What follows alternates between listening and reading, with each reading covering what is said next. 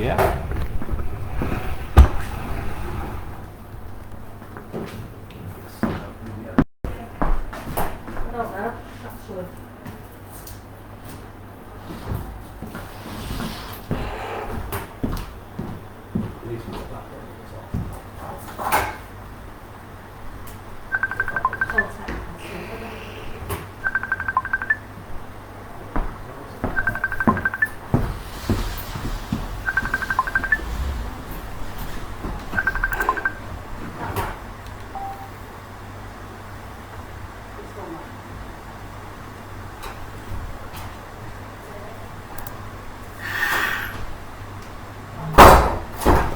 Well, I think it's right, because it looks like I've got a viewer on there.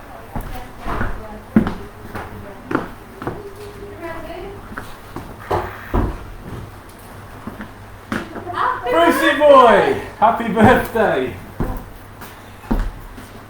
How are we doing, Bruce? Are you alright? Happy birthday! We thought we'd have a little surprise for you. And here's this little surprise. And there's some people logging in. There's people around the world. Now you remember Hippo, New Zealand, and the people in Australia. They're going to log in, and those that can't, we're going to video it, and then we're going to let them watch it later on. So you alright? You're all good. Then just turn that off. Do you want to wear it closer? Yeah, bring old Brucey boy in. And yeah. What I was going to do is that's perfect. A Monday, absolutely perfect. So Bruce, we want to look just back a little bit so we're both in consideration. We've got a few things to talk to you about, things that you'll remember from years ago. And what I thought I'd do, do you remember that television programme, This Is Your Life? That Eamon Andrews, whatever his name is. I thought we'd do a few, like a little bit of history of your army career and life. But first, there's some big thank yous that we need to make. And especially to Lou. Are you going to come into the picture, Lou? Yes. So, okay. So, we want to say a big thanks to Lou for getting things set up with the home and all the rest of it. And in a minute, I'm going to introduce the guy from 3 Medical Regiment based across the road in Preston, Scott Rutherford, and also mention his RSM as well, which is really good. So, where we are, we're here. And we're in Southport, right on the seafront, in the nursing home where Bruce lives.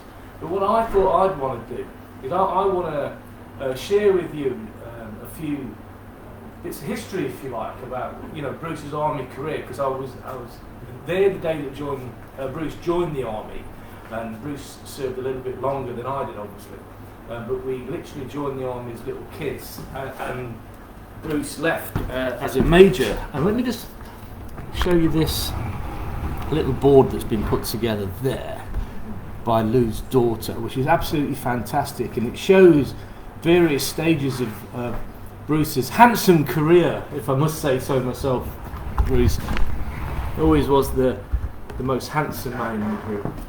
Before we kick in though, and I go through this, I'd like to introduce, if I may, Sgt Scott Rutherford from 3rd Medical Regiment in Preston, who, let me tell you a little bit about what Scott did, and this to me shows military family and things that people do. So up until today, I didn't know Scott from Adam, Scott doesn't know me, Scott doesn't know Bruce, and Bruce doesn't know Scott that I'm aware of. But on one of our little posts on Facebook, which went out on various RAMC sites, Scott saw the post and reacted immediately, made contact and asked a couple of questions. Oh, who's this Bruce guy? I said we're wishing Bruce a happy birthday and we're going to get up and see the old bugger, and here we are. So Scott asked a few questions, again a bit of information about Bruce and what Bruce used to do in the army as he went through the ranks to major. And Scott said, well, why don't we then, as a unit, so 3 Med Reg in Preston, which is rather spooky, there's a bit of a tenuous link because Bruce is actually from Preston, and that's where 3 Med Reg are based. And so Scott got in touch with his RSM, who again I've never met, and so a big thank you to Dean Crighton, the Regimental Sergeant Major at 3 Med Reg across in Preston, who said go for it. And so that's what we did, and here we are today in the home.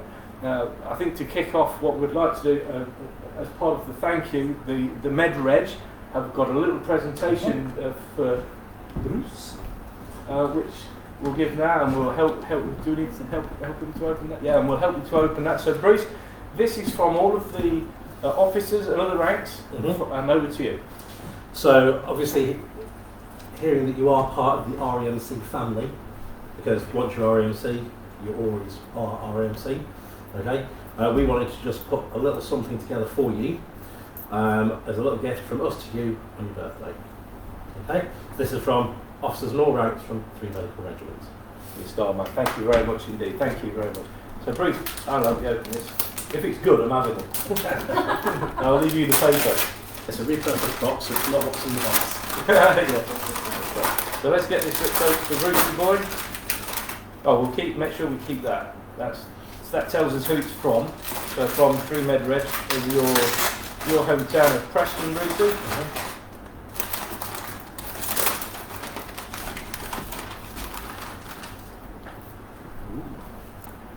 And it goes for key.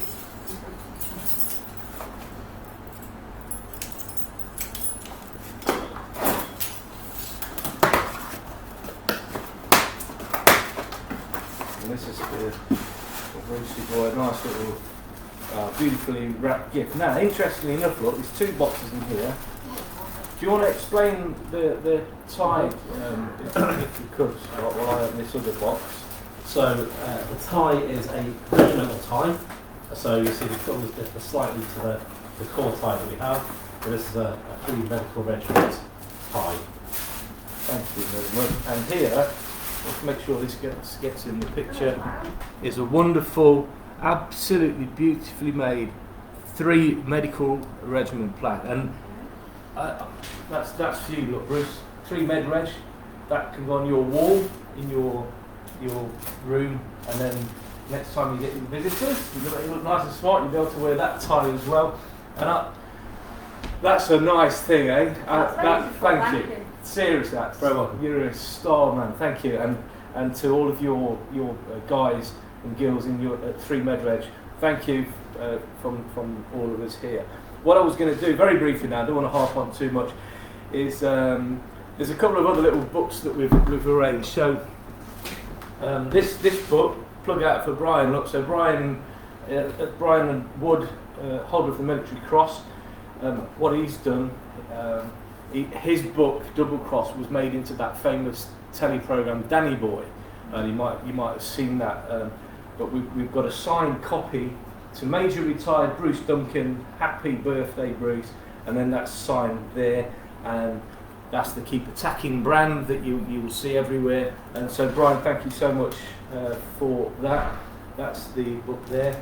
And then we've also got another book that's been sent up, which is really nice, actually. So I know you love reading, and we've got a book arriving probably in the next few days from a guy, Captain Retired Pete Starling. He used to run the museum. You probably remember him, Bruce.